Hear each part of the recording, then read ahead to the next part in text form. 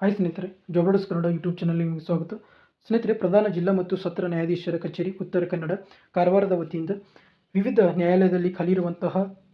ನ್ಯಾಯಾಲಯ ಘಟಕದಲ್ಲಿ ಖಾಲಿರುವಂತಹ ಆದೇಶ ಜಾರಿಕಾರರು ಹಾಗೂ ಜವಾನ ಹುದ್ದೆಗಳ ಒಂದು ನೇಮಕಾತಿಗೆ ಸಂಬಂಧಪಟ್ಟಂತೆ ಇದೀಗ ಒಂದು ಹೊಸ ಅಧಿಸೂಚನೆಯನ್ನು ಹೊರಡಿಸಲಾಗಿದ್ದು, ಈ ಅಧಿಸೂಚನೆಗೆ ಸಂಬಂಧಪಟ್ಟಂತೆ ಸಂಪೂರ್ಣವಾದ ಮಾಹಿತಿಯನ್ನು ನಾನು ಈ ವಿಡಿಯೋ ಮೂಲಕ ನಿಮಗೆ ತಿಳಿಸ್ಕೊಡ್ತಾ ಹೋಗ್ತೀನಿ. ಯಾವುದೇ ರೀತಿಯಾದಂತಹ ಸ್ಪರ್ಧಾತ್ಮಕ ಪರೀಕ್ಷೆ ಇರುವುದಿಲ್ಲ. ಕೇವಲ ನೀವು SSLCಯಲ್ಲಿ ಪಡೆದುಕೊಂಡ ಅಂಕಗಳ ಆಧಾರದ ಮೇಲೆ ನಿಮ್ಮನ್ನು ಆಯ್ಕೆ ಮಾಡಿಕೊಳ್ತಾರೆ. ಸೊ ಮೊದಲನೇದಾಗಿ ಆನ್ಲೈನ್ ಮುಖಾಂತರ ಅರ್ಜಿ ಸಲ್ಲಿಸಲು ಆರಂಭದ ದಿನಾಂಕ ನೋಡಿ 17/8/2026 ಆಗಿರುತ್ತೆ. ಕೊನೆಯ ದಿನಾಂಕ 16/9/2026 ಆಗಿರುತ್ತೆ. ಹಾಗೂ ಭಾರತೀಯ ಸ್ಟೇಟ್ ಬ್ಯಾಂಕ್ನ ಚಲನ್ ಮುಖಾಂತರ ಶುಲ್ಕ ಪಾವತಿಸಲು ಕೊನೆಯ ದಿನಾಂಕ ನೋಡಿ 17/9/2026 ಆಗಿರುತ್ತೆ. ಸೊ ಮೊದಲಿಗೆ ರಿಕ್ತ ಸ್ಥಾನಗಳ ವಿವರ ನೋಡ್ತಾ ಹೋಗೋಣ. ಆದೇಶ ಜಾರಿಕಾರರು ಒಟ್ಟು 13 ಹುದ್ದೆಗಳು ಖಾಲಿ ಇರುವಂಥದ್ದು.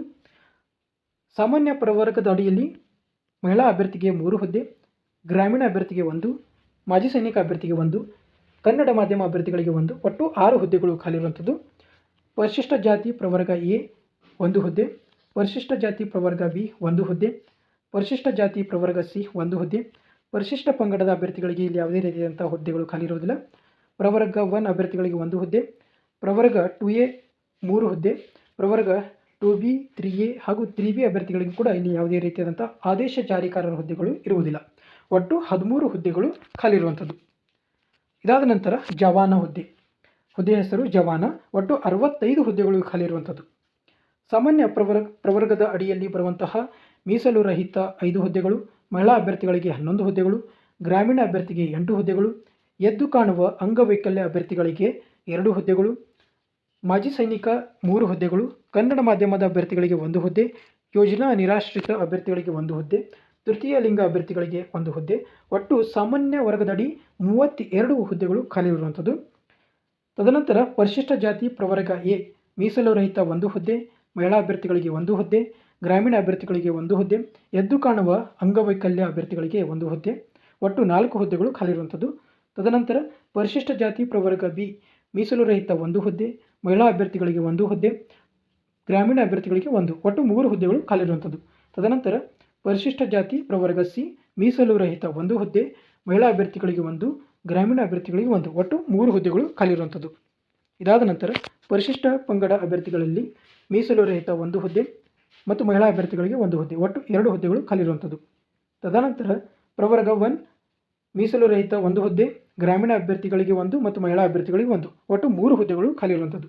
ತದನಂತರ ಪ್ರವರ್ಗ 2A ಮೀಸಲು ರಹಿತ 2 ಹುದ್ದೆಗಳು, ಮಹಿಳಾ ಅಭ್ಯರ್ಥಿಗಳಿಗೆ 3, ಗ್ರಾಮೀಣ ಅಭ್ಯರ್ಥಿಗಳಿಗೆ 3, ಎದ್ದು ಕಾಣುವ ಅಂಗವೈಕಲ್ಯ ಅಭ್ಯರ್ಥಿಗಳಿಗೆ 1 ಹಾಗೂ ಮಾಜಿ ಸೈನಿಕ ಅಭ್ಯರ್ಥಿಗಳಿಗೆ 1, ಒಟ್ಟು 10 ಹುದ್ದೆಗಳು ಖಾಲಿ ಇರುವಂಥದ್ದು.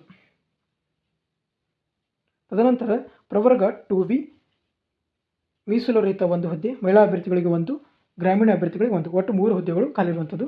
ತದನಂತರ ಪ್ರವರ್ಗ 3A ಮೀಸಲು ರಹಿತ 1 ಹುದ್ದೆ, ಮಹಿಳಾ ಅಭ್ಯರ್ಥಿಗಳಿಗೆ 1, ಒಟ್ಟು 2 ಹುದ್ದೆಗಳು ಖಾಲಿ ಇರುವಂಥದ್ದು.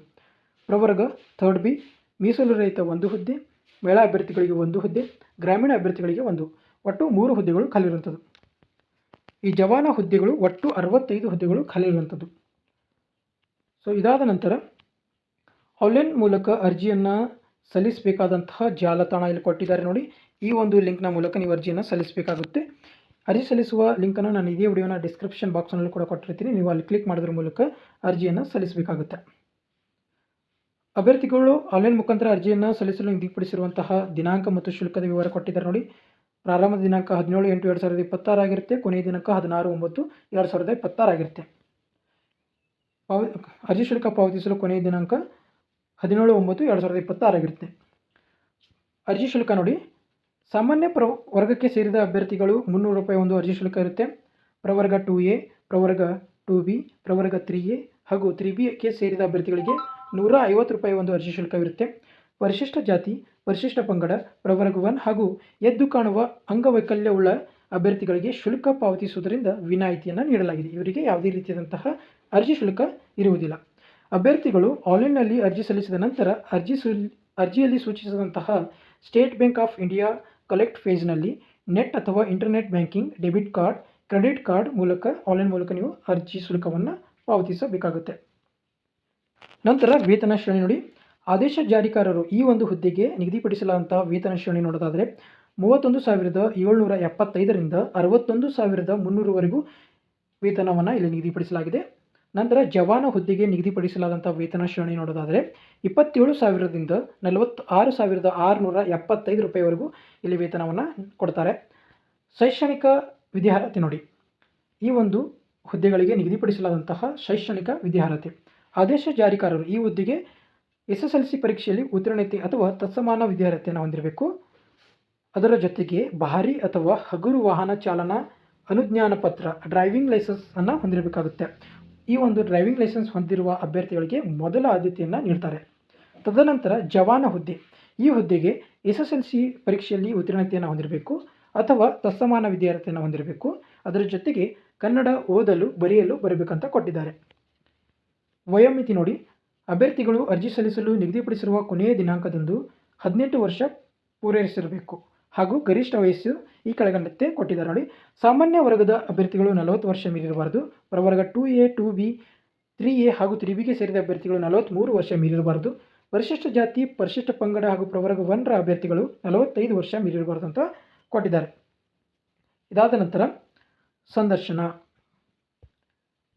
ಆದೇಶ ಜಾರಿಕಾರರು ಯಾವ ರೀತಿಯಾಗಿ ಆಯ್ಕೆ ಮಾಡ್ಕೊಳ್ತಾರೆ ಅಂತ ನೋಡೋದಾದರೆ, ಅಭ್ಯರ್ಥಿಯು ಶೈಕ್ಷಣಿಕ ಅರ್ಹತಾ ಪರೀಕ್ಷೆಯಲ್ಲಿ ಗಳಿಸಿರುವ ಶೇಕಡಾವಾರು ಅಂಕಗಳ ಆಧಾರದ ಮೇಲೆ ಒಂದು ಹುದ್ದೆಗೆ 25 ಅಭ್ಯರ್ಥಿಗಳಂತೆ ಅತಿ ಹೆಚ್ಚು ಅಂಕ ಪಡೆದ ಅಭ್ಯರ್ಥಿಗಳನ್ನು ಅಧಿಸೂಚಿಸಿರುವ ಹುದ್ದೆಗಳ ಮೀಸಲಾತಿಗೆ ಅನುಗುಣವಾಗಿ ಸಂದರ್ಶನಕ್ಕೆ ಕರೆಯಲಾಗುವುದು.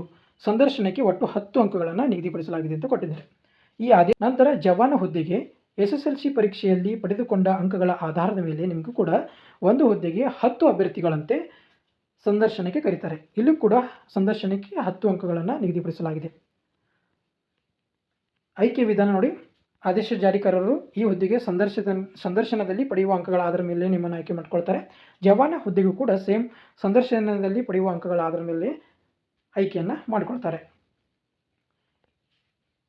ನಂತರ ಮೀಸಲಾತಿ ಕೋರುವ ಅಭ್ಯರ್ಥಿಗಳಿಗೆ ಸೂಚನೆ ಕೊಟ್ಟಿದ್ದಾರೆ ನೋಡಿ. ನೀವು ನಿಮ್ಮ ಒಂದು ಜಾತಿ ಪ್ರಮಾಣ ಪತ್ರ, ಎದ್ದು ಕಾಣುವ ಅಂಗವೈಕಲ್ಯವುಳ್ಳ ವ್ಯಕ್ತಿಯ ಒಂದು ಪ್ರಮಾಣ ಪತ್ರ, ಮಾಜಿ ಸೈನಿಕರಾಗಿದ್ದಲ್ಲಿ ಅದು ಕೂಡ ಒಂದು ಪ್ರಮಾಣ ಪತ್ರ ಇರುತ್ತೆ.